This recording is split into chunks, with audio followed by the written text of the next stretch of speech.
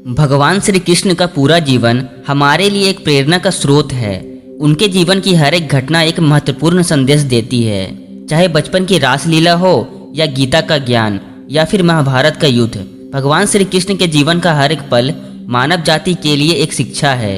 यूं तो भगवत गीता हम सभी ने पढ़ी है, लेकिन आज मैं भगवत गीता की एक लाइन जो यह कहती है कि कर्म करो, फल की चिंता मत करो, से आपको कुछ ऐसा सिखाने वाला हूँ जो शायद आपकी जिंदगी बदल दे। एक बार की बात है, एक राजा था जो अपनी प्रजा का बहुत ही ख्याल रखता था। वह अपनी प्रजा के बीच जाता और उनकी समस्याओं को सुनता। वह कोशिश करता कि वह उनकी समस्याओं को दूर कर सके। उसकी कर्तव्य निष्ठा के चर्चे दूर दूर तक फैले हुए थे। एक बार राजा अपने राज्य में भ्रमण करने के लिए निकले हुए थे, तब उनके कुर्ते का एक बटन टूट गया। यह देख राजा ने अपने मंत्री को तुरंत बुलाया और उसे आदेश दिया कि वो गांव से एक अच्छे दर्जी को बुला लाए जो उनके कुर्ते का बटन लगा दे। यह सुन मंत्री ने गांव में दर्जी की खोज शुरू कर दी। संयोग से उसे एक दर्जी भी मिल गया। गांव में उसकी एक छोटी सी दुकान थी। उस दर्जी को जल्दी ही राजा के पास लाया गया। उस दर्जी से राजा ने कहा कि क्या वो उसके कुर्ते का बटन सिल सकता है। दर्जी ने कहा, यह तो बड़ा ही आसान काम है, मैं अभी कर देता हूँ। दर्जी ने अपने थैले में से एक धागा निकाला और कुर्ते का बटन लगा दिया।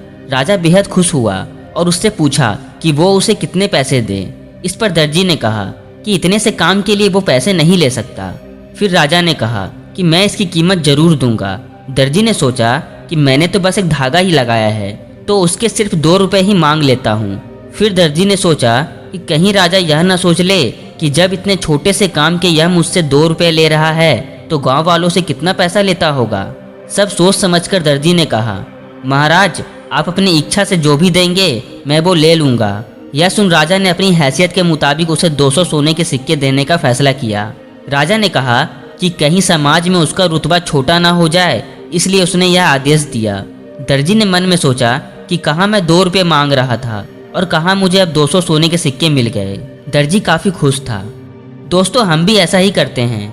हम सभी अपनी क्षमता के अनुसार सोचते हैं, लेकिन भगवान हमें अपने हिसाब से सब कुछ देते हैं। हम छोटा मांगते हैं और कई बार भगवान हमें उनके देने की क्षमता के आधार पर कुछ अच्छा और बड़ा दे देते हैं। इसलिए गीता में श्री कृष्ण भगवान ने कहा है कि कर्म करो, फल की चिंता मत करो।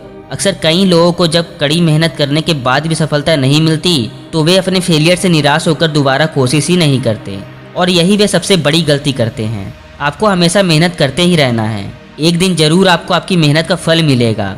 अब अंत में मैं बस इतना ही कहूँगा कि मेहनत सीढ़ियों की तरह होती है और किस्मत लिफ्ट की तरह। लिफ्ट तो किसी भी समय बंद हो सकती है, पर सीढ़ियाँ कभी बंद नहीं होती और इंसान को ऊंचाई की ओर ले जाती है। उम्मीद है आपको यह बातें समझ में आई होगी। मिलते हैं अगली वीडियो में। जय हिंद, वंदे मातरम।